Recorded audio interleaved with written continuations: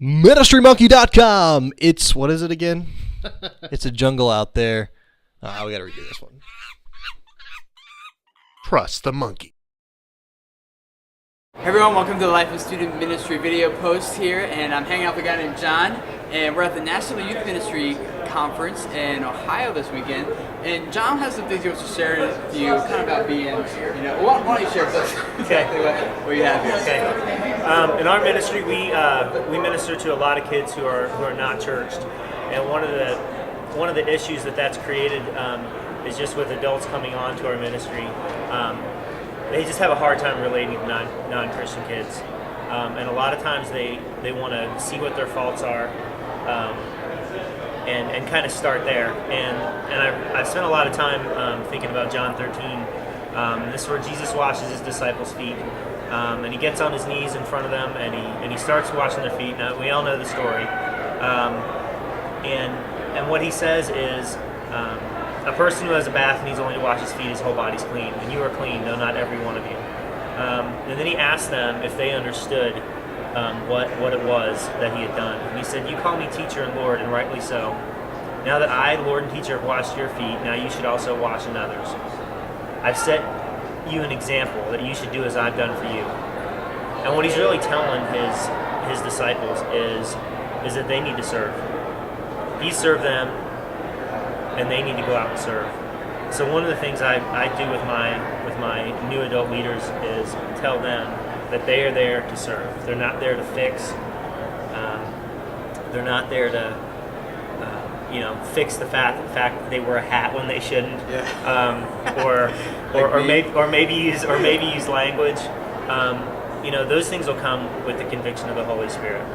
So for me, it's about serving and it's about love. How are some ways that you have seen the best ways to serve the teenagers as adults? And we have all these kids that are coming to us, and as you know, probably one of the best ways to teach kids is just to model it for them, and especially something like servanthood. What are some ways that you have found work really good for your group and your ministry of how you can model that servanthood for your kids? One of the things we do on our big youth night is we provide a meal. So we have the kids come in and they sit at the same table with the same adult every single week, and we don't have expectations of them like helping clean up or anything like that. The kids just come. And it's we just make it all about them. We don't, we might ask them to throw their garbage away, but a lot of times they don't. And we don't complain about it. We don't give them a hard time. We just pick it up and we throw it away. So you find that your kids are kind of getting more that servant attitude is becoming more contagious for your group and those kids? Or are they kind of developing that attitude of, well, you're the leader, you're supposed to do that for me, and they just kind of take it for granted? I don't think it's taken for granted. I don't think they're not ready to clear one another's tables yet.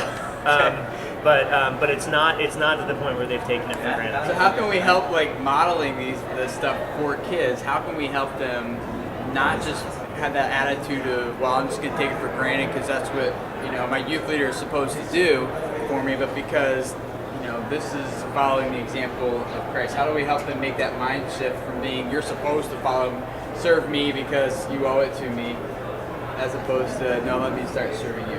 Well, something we've done our 30-hour famines in the past. Whenever we broke our fast, when we were ready to eat, we told them, okay, well, we don't want you to eat until you've served someone else. Yeah. So those are the kind of things we've done, and I've toyed with the idea of just assigning a different table each Wednesday night that they would be the cleanup crew, but not making them do it. Okay. Just kind of asking them to, and asking the parents, the table parents, would you help me put the table away? Yeah. Just to try and do it subtly rather than so blatant and so blunt. So how do we help teenagers who are so inward focused on me, and they're so consumed with making their lives comfortable, making whatever they can do to get ahead on their sports field or on a test academically, or whatever. They're just so focused. How do we help them make that transition to not be inward focused and me centered, so much when all their culture and society is just kind of bombarding that message on them, like that's what you're supposed to be doing, and that's normal. Look out for number one. How do we help them shift that from being the example of Jesus, that he loved you so much that he was willing to pay our death penalty on a cross and sacrifice ultimately his life for us. So how can we help kids make that kind of servanthood to model what Jesus did in John? First off, I think we start off by telling them that it's not about them. We start off with the words that it's not about them. But what we're doing right now in our youth group for the next 6 weeks, we're talking about 1 Timothy 4:12. Set an example for the believers in your speech, your life, your love, your faith, your purity, and your faith. And we're trying to show them that they have an opportunity to model good behaviors for other people. So again, it's a subtle way, it's a backdoor way to not just putting it in their face. This is what they need to do, but just talking about, we know that you guys are tired of people looking down on you. Yeah. So what are you going to do with that? You need to change that, and you need to do it by working on these aspects of your life. Yeah. Just so they can, just more leading along the path of a self-discovery, rather than us constantly telling them. Have you ever had a kid and just said, have you ever forced a kid just to serve? Like, you have to do this, go do it. And if you have, has that ever, helped them actually start developing that servant attitude? Like just making them do something and not giving them a choice and hope that it catches on? Or is that kind of the wrong way to go? That hasn't been very successful for me in the past. We do have some other service opportunities, like we serve at a soup kitchen and stuff like that. But again, we just put it out there and say, hey, we want to go do this, and we would love for you to come along and help us do it. But I found that it's your turn to wash. Approach doesn't work. It's your turn to do dishes tonight. That doesn't work very well. Okay. Well, if you guys have other insights that you'd like to give, how you can help students become servants and others-centered outside of themselves, we'd love to hear about it from you guys. Post in the comments below, right below this video. We'd love to hear some of your feedback, and if they'd like to get in touch with you, maybe ask you more questions about your ministry, how would they go about getting in touch with you? That's Facebook, John Mulholland, MULHOLLAND. That's probably the easiest way. Twitter? Twitter, XJM716, and my blog link is on there too. Okay.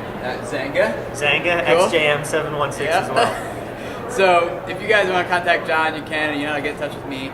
But I'd love to hear some of your ideas and input on how you can help, how we help teenagers become more other-centered and ultimately conforming to the image of Christ by following his example to be servants. So thanks for hanging out with me and John. Appreciate you guys, and we look forward to talking to you again soon for another Life in Student Ministry post. See you guys later. Bye. Bye.